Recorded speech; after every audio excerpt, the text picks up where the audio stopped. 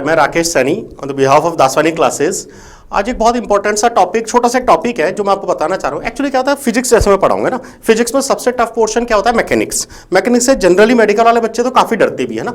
अब होता क्या है, फिजिक्स को पढ़ने का एक अलग स्पेसिफिक तरीका होता है। एक तो हमें पता है सर एनएलएम है, लॉज ऑफ मोशन है, जो होते हैं वही होते हैं, कुछ नहीं कर सकते। वर्क पावर एनर्जी में जो रूल है वो रूल है, लेकिन उसको कैसे पढ़ा जाए और उसको कैसे समझा जाए वो बहुत इंपॉर्टेंट होता है।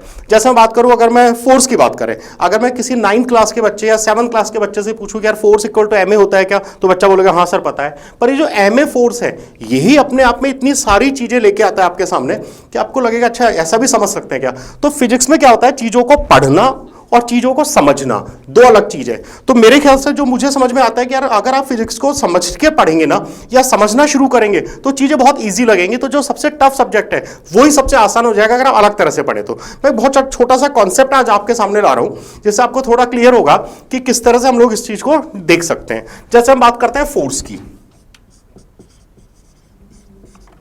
फोर्स की अगर हम बात करें बेटा, अब मैं आपसे जैसा बोल रहा था, हर बच्चा जानता है एफ इक्वल टू क्या होता है, एम ई।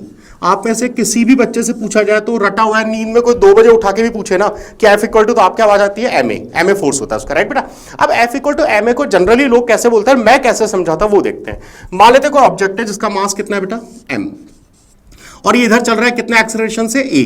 तो एक्चुअली इस ऑब्जेक्ट पर फोर्स कितना हो गया, एम ए। मेरे वर्ड्स पे ध्यान देना, मैंने बोला इस ऑब्जेक्ट पर फोर्स कितना हो गया, एम ए। आज के बाद इसको आप अलग तरह से बोलना शुरू करो। एक्चुअली किसी ऑब्जेक्ट पे फोर्स एम ए होता है, ये गलत स्टेटमेंट नहीं है, पर समझने के लिए हम क्या बोले, किसी ऑब्जेक्ट को जिसका मास एम है और अगर वो एक्सेलरेट हो रहा है तो कितना फोर्स यूज कर रहा है वो एम ए होता है। तो एम ए एक्चुअली होता है force used by a body of mass M which is moving with acceleration A. तो एम ए को आप फोर्स बोलने की जगह क्या बोलो, फोर्स यूज्ड। और कौन यूज कर रहा है, बॉडी यूज कर रही है। कौन सी बॉडी, जिसका मास है। क्या सिर्फ मास होने से फोर्स होगा, नहीं, मास के साथ एक्सेलरेशन भी होना चाहिए। तो कोई भी बॉडी जिसका मास है एम और एक्सेलरेशन ए, वो कितने फोर्स को यूज कर रही होगी, वो एम ए फोर्स को यूज कर रही होगी, ये बोलना सीखें। तो कोई भी ऑब्जेक्ट फोर्स को यूज करता है कितना, एम ए। अब आप बोलेंगे सर ठीक है एम ए आपने बोल दिया, इसका मतलब क्या हुआ वो समझने की कोशिश करें। आप इसको और इजी समझें तो कोई body M A force use करती है, मतलब एम ए फोर्स खा जाती है, कहां से, पूरे फोर्स में से। मैं अब इस पर कैसे क्वेश्चंस में करेंगे, यूज करेंगे, वो आपको बताता हूं। एक बहुत सिंपल सा एग्जांपल लेके बात करें। मान लेते हैं ये एक ब्लॉक है, ये दूसरा ब्लॉक है, एक और ब्लॉक लगा देते हैं, तीसरा। ऐसा क्वेश्चन आप में से हर बच्चे ने किया हुआ है, मैं इसको अलग ढंग से सॉल्व करना बताता हूं। ये 2 kg का है, ये 3 kg का है और ये 5 kg का, रस्सी से जोड़ दिया आपने, और यहां पर आपने 100 न्यूटन का फोर्स लगाया। अब आपसे कहा जाए यहां टेंशन कितना होगा, यहां टेंशन कितना होगा। मेरे ख्याल से आप में से हर बच्चा जानता है कैसे सॉल्व करते हैं, इक्वेशन बना के हम सॉल्व कर सकते हैं। एक बार मैं इक्वेशन से बता दूं, फिर अपने मेथड से देखा जाए। बेटा यहां टेंशन T1 मान लें, यहां टेंशन T2 मान लें।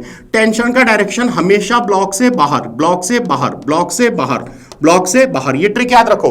कई बच्चों को तो ये भी समझ नहीं आता सर टेंशन की डायरेक्शन किधर लेते हैं, हमेशा टेंशन की डायरेक्शन ब्लॉक से बाहर की तरफ होती है। अब अगर इस पर हम फॉर्मूला बनाए तो क्या इक्वेशन बनेगा, इधर फोर्स है 100, इधर फोर्स है T1, बॉडी इधर जा रहा है, तो इक्वेशन बनेगा 100 minus T1 equal to 2a। इसके लिए बात करें T1 इधर, T2 इधर, क्या बनेगा बेटा, T1 minus T2 equal to 3a।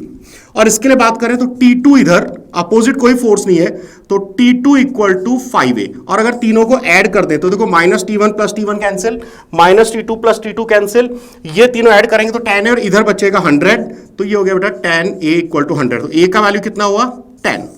अब ये a का वैल्यू यहां रख दें तो T2 कितना हो गया, 50, और a का वैल्यू यहां रख दें तो T1 कितना हो गया बेटा, 20, 100 माइनस 20 कितना, 80।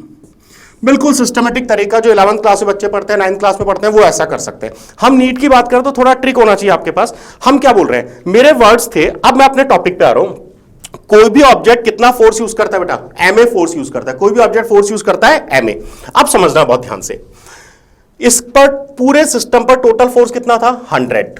तो बेटा इसका एक्सेलरेशन तो डायरेक्ट आ गया आपके पास, total force upon total mass, acceleration मिल गया 10। अब कोई भी ऑब्जेक्ट फोर्स कितना यूज करेगा, एम ए। यहां देखना, सबसे पहले ये फोर्स करेगा यूज, इसको मिला था 100 न्यूटन का फोर्स, इसने यूज किया कितना, एम ए, 2 इंटू 10, तो इसने फोर्स यूज किया बेटा कितना, 20। तो 100 में से 20 न्यूटन फोर्स तो ये खा गया, बचा कितना, 80। इसका मतलब T1 का वैल्यू हो जाएगा आपका 80। ये कितना फोर्स खा गया, ma। हर ऑब्जेक्ट फोर्स खाता है जिसके पास मास और एक्सीलरेशन, हर ऑब्जेक्ट फोर्स खाता है मान के चले। अब इसकी बात करते हैं, ये कितना फोर्स खाएगा बेटा, 3 इंटू 10 ma। तो इसने फोर्स कितना खाया, 3 इंटू 10 30। तो बेटा यहां पर आपके पास 80 न्यूटन का फोर्स आया था, जो उसको मिला 80 में से 30 ये खा गया, बचा कितना 50। T2 का वैल्यू हो गया 50। बस सिंपल, कुछ करना ही नहीं था आपको। हर ऑब्जेक्ट को फोर्स खिलाना है, कितना फोर्स खिलाना है, ma के बराबर। अगर किसी के पास mg है मतलब वर्टिकल है तो mg फोर्स खाएगा, इतना सा चलता है। एक और एग्जांपल लेके देखते हैं इसी पर बेस्ड एक क्वेश्चन और देखता हूं, दो ही ब्लॉक लेते हैं, थोड़ा सा जल्दी से कैलकुलेशन कर लें। 7 kg 3 kg 100 न्यूटन का फोर्स, एक्सेलरेशन कितना बेटा 100 बाय 10। ये कितना फोर्स खा गया 70, 7 इंटू 10 70 खा गया, बचा कितना 30। यहां फोर्स आ जाएगा 30, खत्म। इतना सा करना था। एक वर्टिकल का एग्जांपल और ले लेते हैं। मान लेते हैं एक 1 kg का ब्लॉक, एक 4 kg का ब्लॉक, इस पर 100 न्यूटन का फोर्स, mg फोर्स नीचे लगेगा कितना बेटा 10, mg फोर्स नीचे लगेगा 4 इंटू 10 कितना 40। अब आपसे पूछा जाए यहां टेंशन कितना होगा। सबसे पहले एक्सेलरेशन देखें, टेंशन की डायरेक्शन किधर, ब्लॉक से बाहर। टोटल ऊपर फोर्स कितना 100, टोटल नीचे फोर्स कितना 10 और 40 50। तो एक्सेलरेशन हो गया बेटा 100 माइनस 50 अपॉन टोटल मास कितना 5। तो एक्सेलरेशन हो गया 10। एक्सेलरेशन मुझे पता लग गया बेटा 10 हो गया, एक्सेलरेशन की बात खत्म हुई। अब टेंशन कैसे कैलकुलेट करें, देखो यहां कितना फोर्स, बहुत ध्यान से समझना, स्लिप कर जाएगा वरना। यहां कितना फोर्स 100 न्यूटन, 100 में से ये कितना फोर्स खाएगा ma। बेटा 100 में से इसने फोर्स खा गया ma, 1 इंटू 10 न्यूटन का फोर्स ये खा गया, बचा कितना 90 में से mg कितना फोर्स खा रहा है 10। तो बेटा 100 में से 10 तो खा गया ma और 10 खा गया mg, बचा कितना बेटा 80। तो ये टेंशन हो गया 80, खत्म क्वेश्चन। और क्लियर करते हैं क्या हमने सही कैलकुलेट किया कि नहीं किया, वो भी देख लेते हैं। अब यहां जो फोर्स था वो 80 था, इसमें से ये कितना फोर्स खाएगा ma, 4 इंटू 10 कितना बेटा 40 न्यूटन फोर्स खा गया। तो बेटा 80 में से 40 तो ये खा गया, बचा 40 वो ये रहा, खत्म। लास्ट में आपको उतना ही फोर्स बच जाना चाहिए जो डायग्राम में दिख रहा है, क्वेश्चन खत्म। वापस सुनना, टोटल एक्सेलरेशन आया 10, 100 में से इसने खाया 10 ma के फॉर्म में और 10 mg के फॉर्म में। mg भी तो ma ही है यार, g भी तो एक्सेलरेशन था। तो ये कितना फोर्स खा रहा है 10 और 10 20, बचा कितना 80, वो टेंशन हो गया। अब इस 80 में से इसने कितना फोर्स खा गया 40, बचा कितना 40, ये 40 वो रहा। चलिए एक क्वेश्चन और देख लेते हैं, मजा आएगा बिल्कुल। मान लेते हैं कि इस तरह की टेबल आपको दी हुई है और एक ब्लॉक यहां रखा हुआ है, एक पुली यहां लगी हुई है, एक ब्लॉक इधर, एक पुली यहां मान लें और एक ब्लॉक इधर मान लेते हैं। ये बेटा 5 kg का, ये 4 kg का, ये 1 kg का, राइट। सारे फोर्स बनाए, इतना फोर्स 5g कितना बेटा 50, इधर कितना फोर्स 1g कितना 10। आपसे क्या पूछा जाता है, आपसे कहा जाता है इस रस्सी पर टेंशन कितना और इस रस्सी पर टेंशन कितना। बिल्कुल अपने तरीके से करेंगे, मजे से करेंगे, जल्दी से करेंगे, ज्यादा सोचना नहीं है आपको, राइट। नेट एक्सेलरेशन कितना, इधर कितना 50, इधर कितना 10, नेट फोर्स हो गया 50 माइनस 10। टोटल मास कितना बेटा 5 प्लस 4 प्लस 1 कितना 10। तो आपने कहा एक्सेलरेशन हो गया सर 4, एक्सेलरेशन तो हो गया। अब टेंशन की बात करें, मैंने टेंशन क्या बोला, कोई भी ब्लॉक कितना फोर्स खर्च करता है ma फोर्स खर्च करता है। अब देखो इस ब्लॉक के पास कितना फोर्स है 50, कितना ये खर्च करेगा ma, 5 इंटू 4 20 का फोर्स तो इसने खर्च कर दिया, बचा कितना 30। लो भाई टेंशन की वैल्यू आ गई 30। अब यहां आ जाते हैं, ये कितना फोर्स खर्च करेगा, ये बेटा m इंटू a, तो ये खर्च करेगा 4 इंटू 4 कितना 16, 30 में से 16 इसने खर्च कर दिया। अब क्या बचा 14, ये टेंशन आ गया 14। अब 14 कहां जाएगा बेटा, ये खर्च करेगा, ये कितना खर्च करेगा ma, 1 इंटू 4 इसने खर्च किया कितना 1 इंटू 4 बचा कितना 10, वो ये रहा।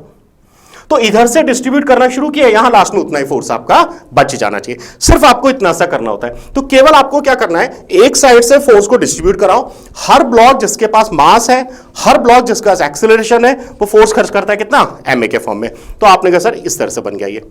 अब इसी में सोचो अगर फ्रिक्शन भी हो, मान लेते हैं फ्रिक्शन हो जाए, तो फ्रिक्शन क्या करेगा यार, फ्रिक्शन भी एक तरह से बॉडी को चलने से रोकता है, तो कहीं ना कहीं वो भी फोर्स को क्या करता है खर्च करता है। एक एग्जांपल मैं फ्रिक्शन का लेके बता देता हूं। इसी में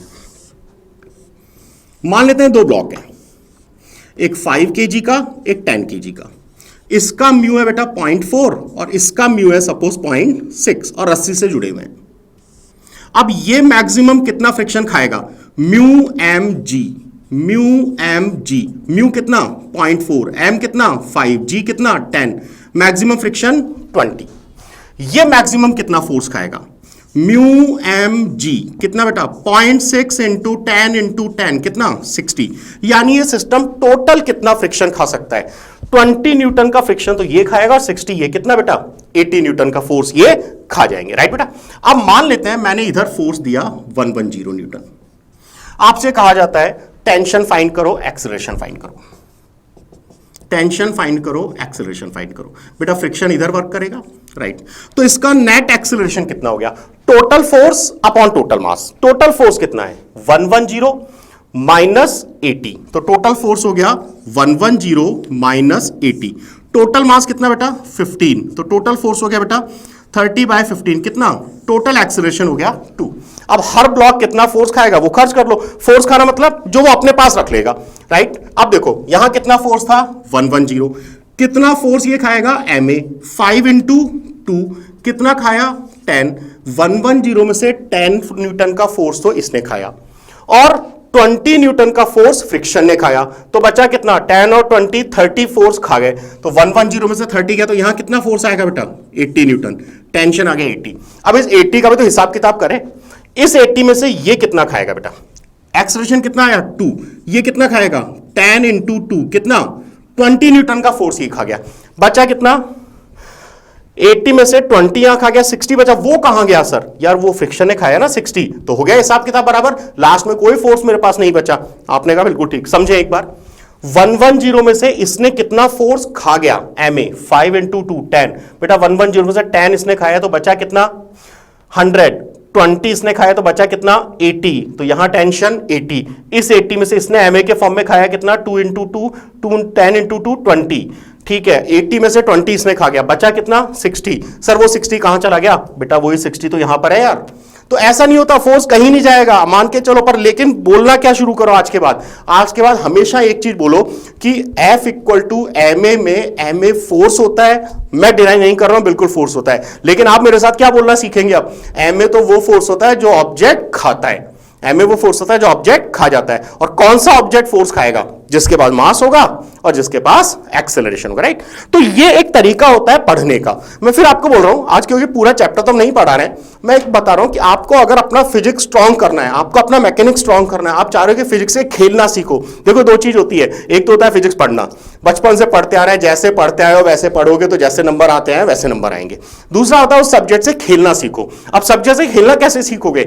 जब टर्म्स को फिजिक्स की तरह बोलने की जगह क्या बोलना शुरू करो, डेली लाइफ के लैंग्वेज में बोलना शुरू करो, तो क्या वो चीज हमें ज्यादा इजी लगेगी। अब आप बोलो एमए फोर्स और मैं बोलूं नहीं यार एमए तो फोर्स खर्च, फोर्स खाना, तो बोलो तो एमए क्या होगा?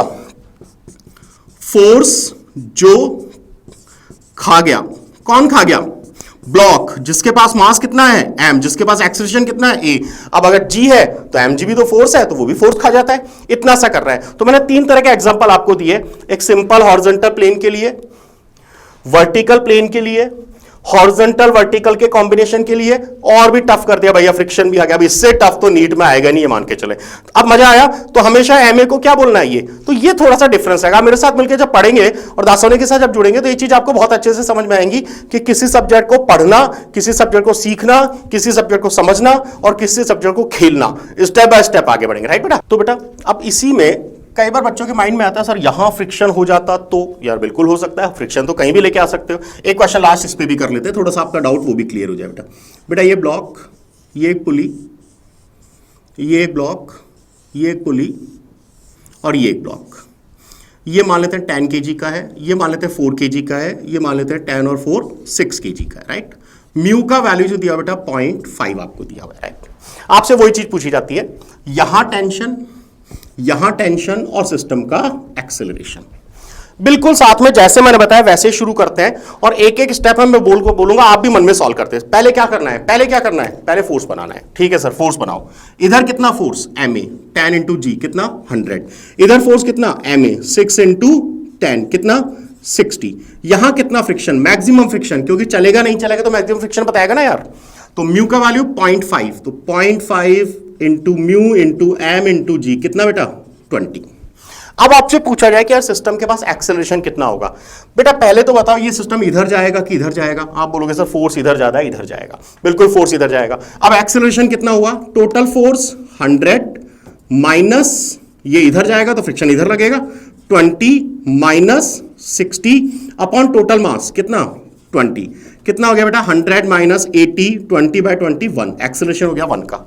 अब फोर्स खर्च कराना शुरू करो। सबसे पहले फोर्स कौन खर्च करेगा, ये सिस्टम इधर जा रहा है, ये खर्च करेगा कितना बेटा ma 10 इंटू 1 कितना 10 न्यूटन का फोर्स खा गया, 100 में से 10 न्यूटन का फोर्स खा गया, बचा कितना 90, T1 का वैल्यू हो गया 90।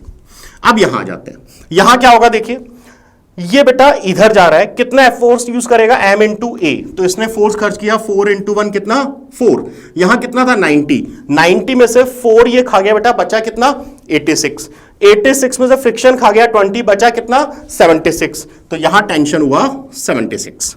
अब 76 का यहां पे क्या होगा बेटा 76 एक मिनट 4 इंटू 1 4 खा गया बेटा 90 में से तो 86 और 86 में से 20 माइनस हुए तो 66, 86 में से 20 माइनस हुए तो 66।